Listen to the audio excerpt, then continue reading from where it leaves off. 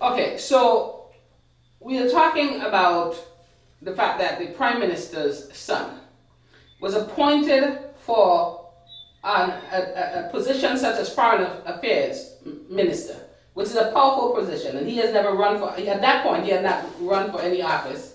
And his first cousin, Julian Francis, was appointed as Minister of what, Public Works? Well, you see, the law in St. Vincent and the Grenadines say once you're appointed a senator in the parliament, you can be made a minister.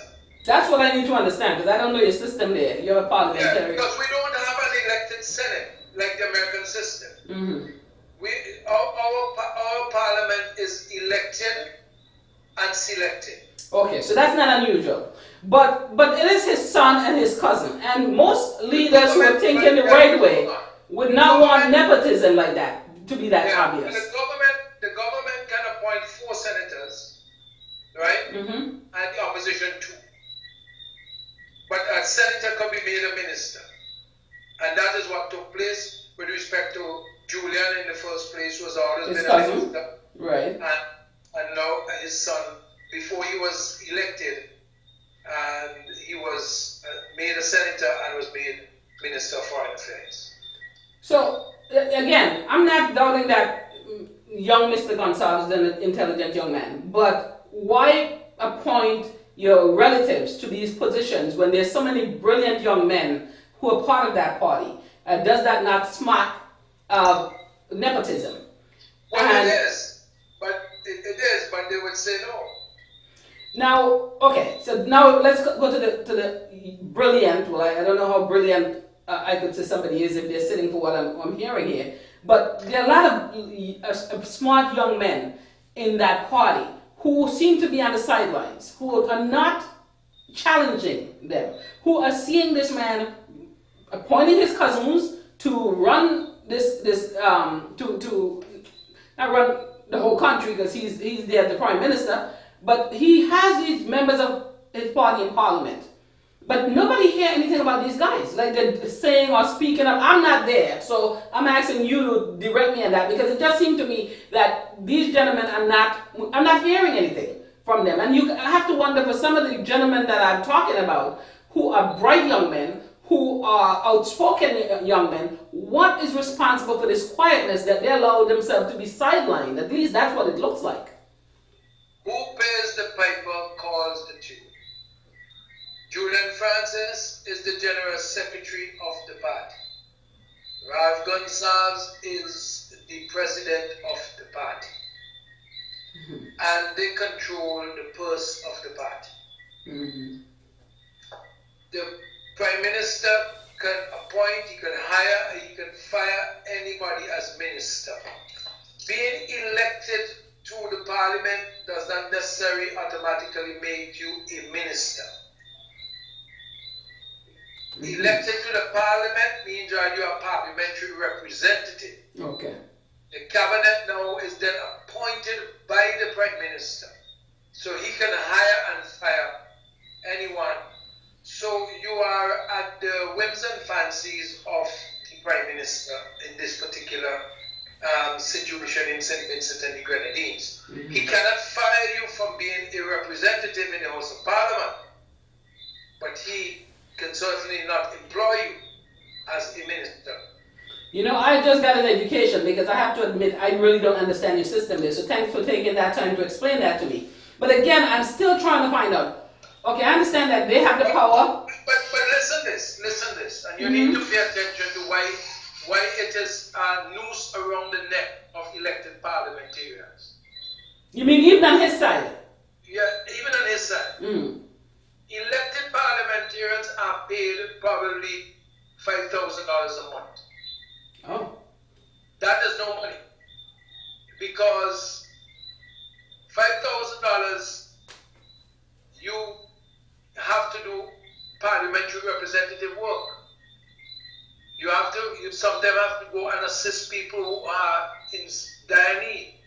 And so, unless you become a minister, you don't receive probably the $8,000 plus all the perks, all the allowances and things to go with it that will make you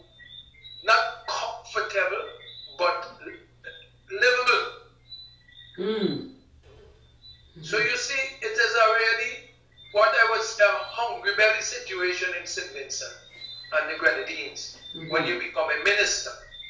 But then again, a country as poor as ours cannot afford to have a disparity between ministers of government and the general public, like say a permanent secretary, even though the minister will probably have more. But the thing is, it is not a huge salary, and the economy does not permit it. So unlike in America where you are a congressman or a senator, and you receive the support mechanisms that allow you to live a fairly decent life, unless you choose to do otherwise by being corrupt, which most of the time here is quite a bit of corruption, but you don't know it is not unveiled unless they fall out from the government. And you're asking why people are muzzled. No. When you are in this financial bind or financial straitjacket, living from paycheck to paycheck, you don't want to rock boat. And just in case you may have done something wrong that the public knows nothing about, and the leader may know that, he can always say, well, you better behave yourself, otherwise you will be exposed. And so that's how the game is being played. It is a political game. Wow. Okay. You know, one of the things I'm wondering. Okay, the United States is the epitome and the leader in the world where democracy is concerned, and they have obviously had issues with Venezuela.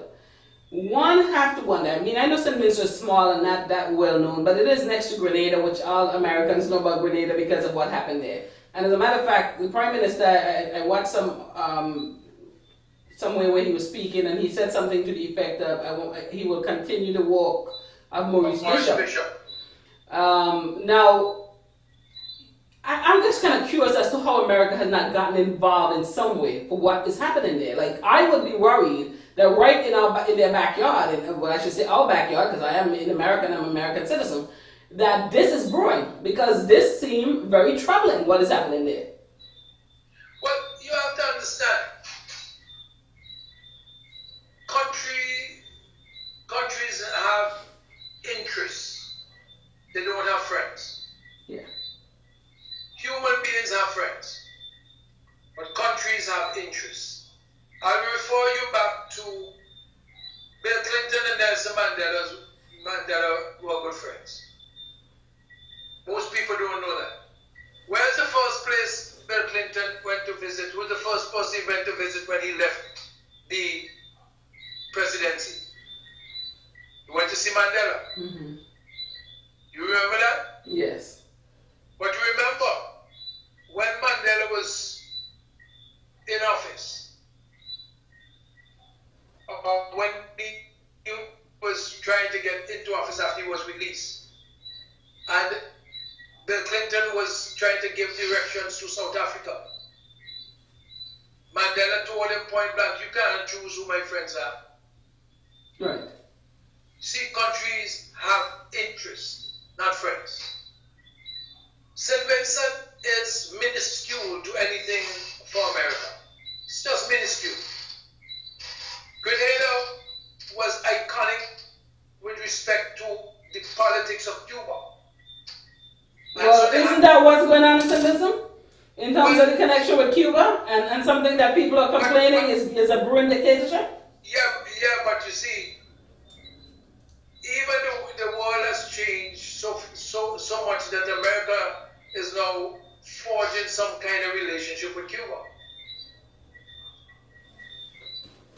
And so, unless something drastically happened, America had a very good excuse in going into Grenada because you had a medical school in Grenada at the particular time, which still exists and has expanded tremendously, to say, well, we're going to protect all American citizens.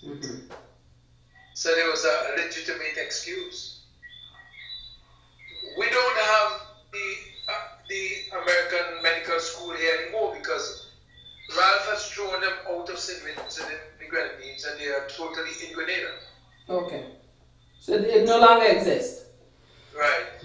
So until some something radically goes wrong, we will not have that kind of intervention. Let me be a little bit provocative, because I never use the terminology devil's advocate, because I think it's a terrible analogy. But let me be a little bit provocative. As a Christian myself, we sometimes, like Moses, do question God, or Abraham do question God. Because you take, for instance, in the issue of the Christians in the Middle East who are killed daily, beheaded, blown up for their faith in Jesus. You don't have to exist under that kind of scenario. Mm-hmm. It would be very interesting to see if we were put in front of a firing squad in the Western Hemisphere, like Americans, the British, ourselves in the Caribbean, and say, do you denounce Christianity? Otherwise you die now. How much of us would be like Shadrach, Meshach, and Abednego, stand a test to our Christian faith, knowing that we would die? Mm-hmm. Because we see a lot of injustice taking place all over the world. And we have forged a relationship with this ULP administration with those very same injustices. Just for the sake of being in political power, through an ideology that is so terrible and unfair and unjust. But it's still somehow, God still allowed them to be in authoritative position. And you sometimes say, Lord, are you really looking? Are you seeing the injustice? Are you seeing the people who are suffering because it's on the hands of these people? And you still tell us to have faith and exercise this faith that is supposed to be like the grain of a mustard seed. It is something to think about. You know, I had to be rebuked by my sister a few evenings ago. I was coming from work when the cybercrime bill passed, and not that it was any surprise, but it was just, you know, a reminder of how much that society has deteriorated and the things and how out of control this government is. And so, you know, I just pretty much had a moment of why have faith when things like this are allowed, and my sister had to remind me that this is not going to go on forever, and it is the reason. Without faith, where would we be? But I have to say that as a product of St. Vincent and the Grenadines, I have been out of there since I was 20 years of age. I'm quite, you know, getting up there in my years, you know. But I have always seen this country as a country that I wanted to return to in my senior years. And it is with great pain that I'm watching what is happening there. And I especially... Let me say on the cybercrime bill, this is only a continuation of the suppression. Because all the laws that this administration has passed in the last 15 years have two types of laws. One, to protect those in authority, and two, to suppress those who oppose the authority. They have created laws to make sure that to challenge the government is futile. Every law that they have put in place. Nobody who has ever been able to successfully accomplish, even though you go to court and may have the favor on the court, you cannot accomplish even the end result or the judgment given to you. So, because, and the proclamation by Gonzalez that one day he said, you can go to any court that you want to go to, but you still have to come back to Papa. So you, like many, believe that he is the police, he is the court, he is the he is the judge, he is the jury, and so justice is not possible in that country. Never. It's not. The judiciary is a waste of time.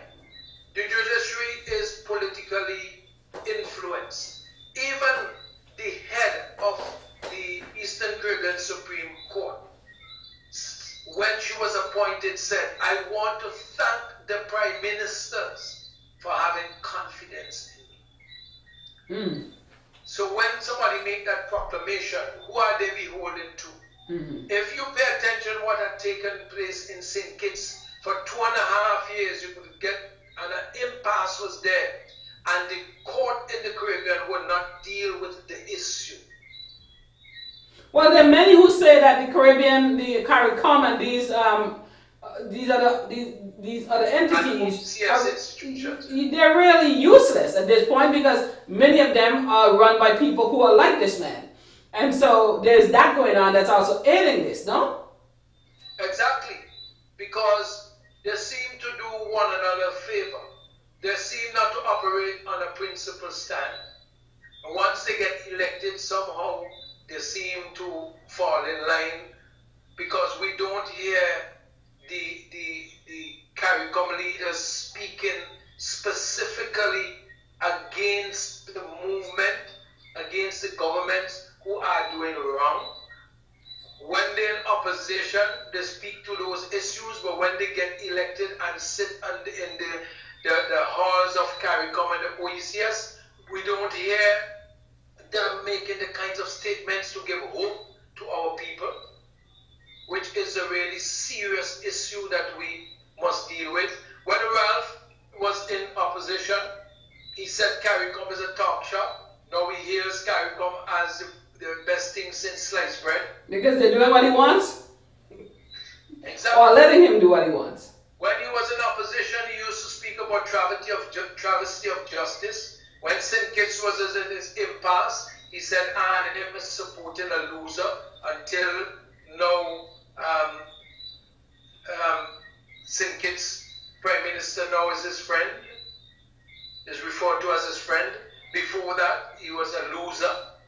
And all these kinds of things. So, our politics leaves a lot to be desired. Sounds complicated. It sounds complicated. People like myself, I support or go out and try to support democracy. Wherein, should I have just sit, live comfortable, do what I want with my family, and just forget about what's happening?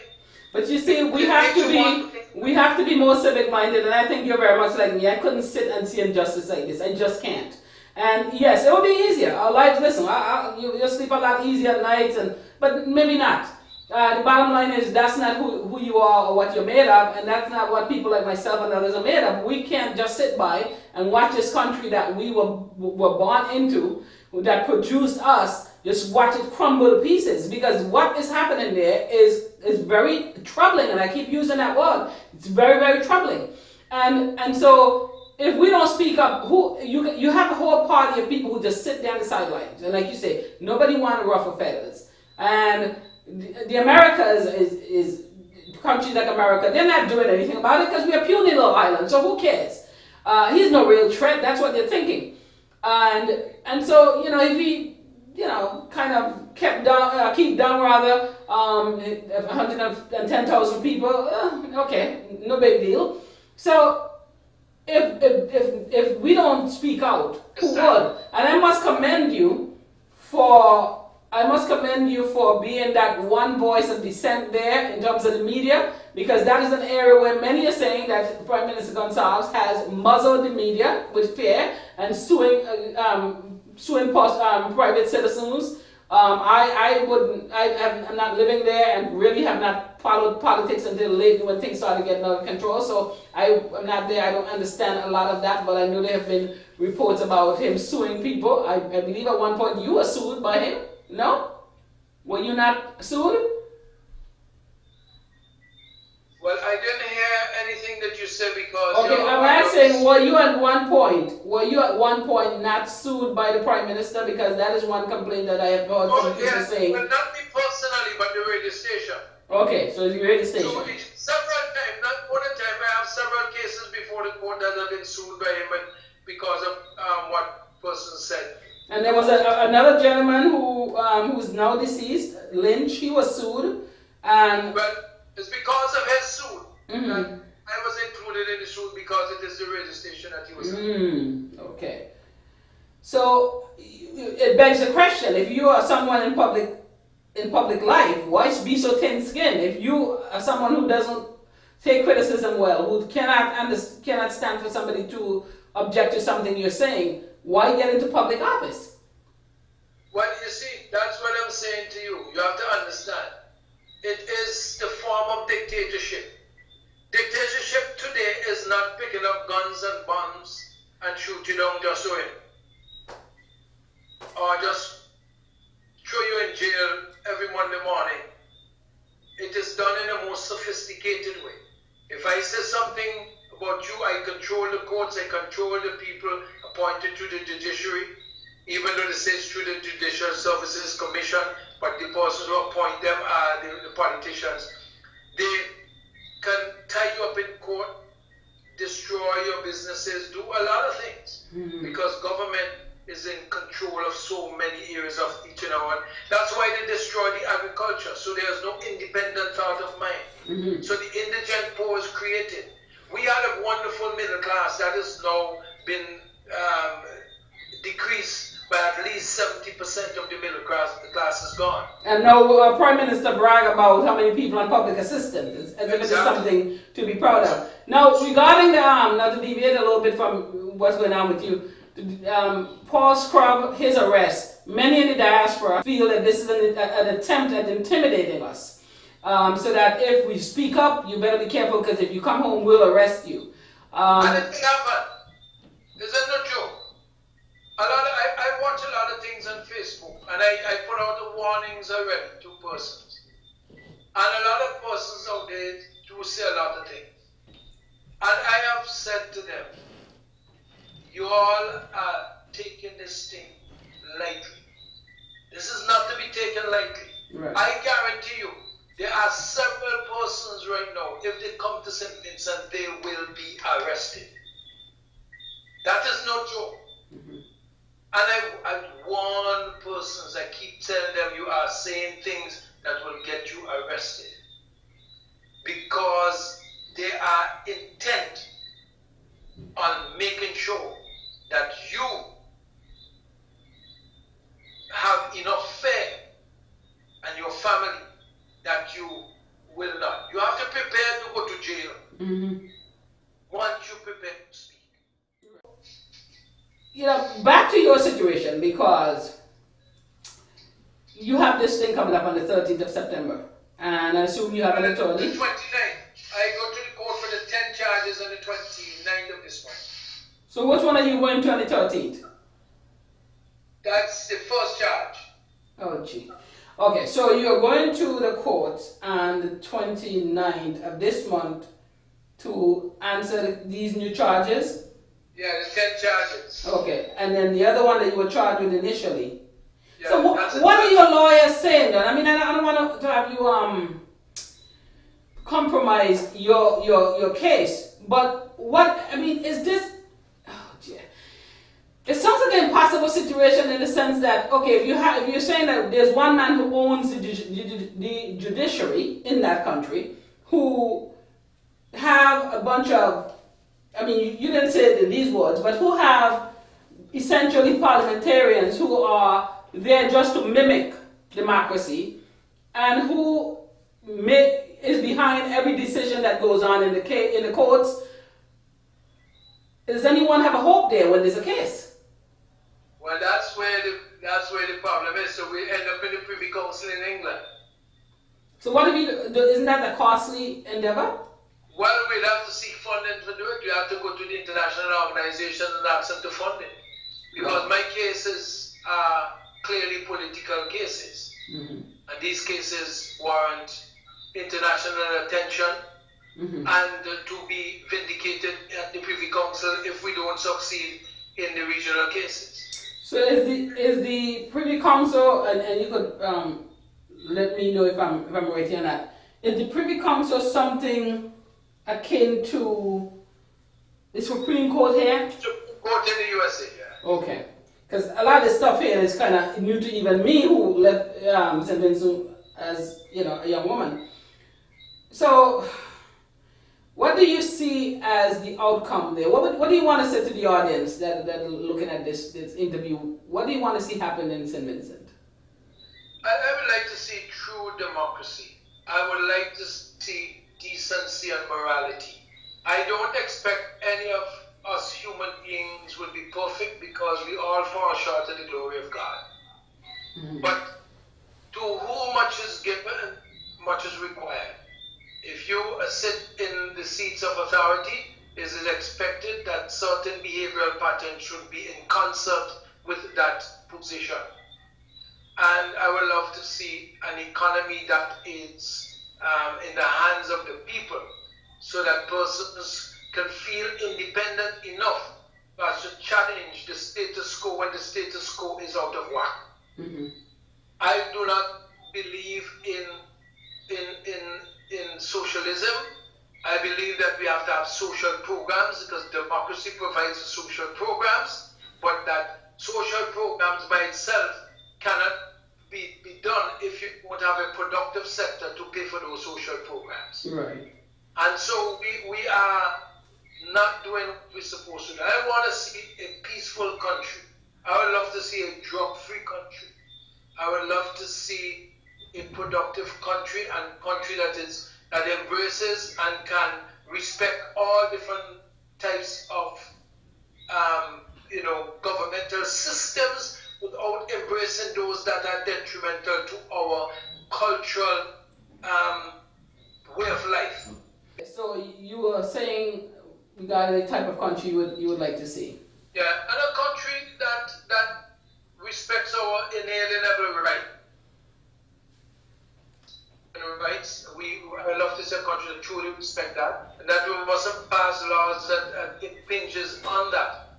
Mm-hmm. I would love to see a country where the prime minister of the country can only run for 2 terms.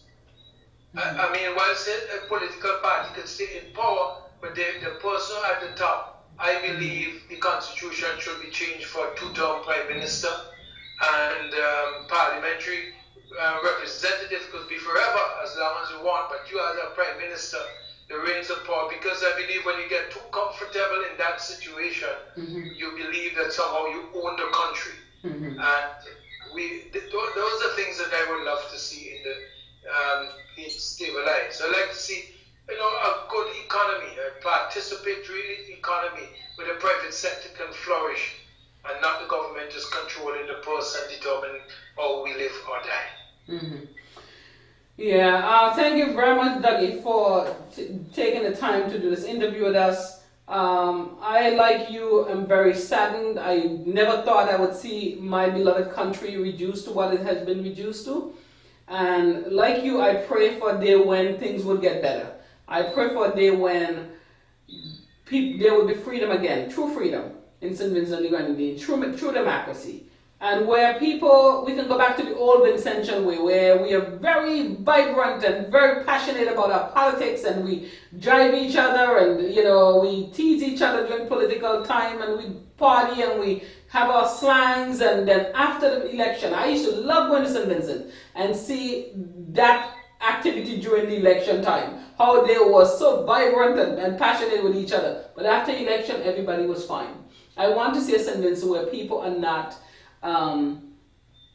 allowing political parties to control their way of thinking on either side, and I am hopeful that I will see that again. I thank you very much for tuning into this edition of Soulful Scrutiny, and I thank you, Dougie, for joining us. Thank you so much, and good night.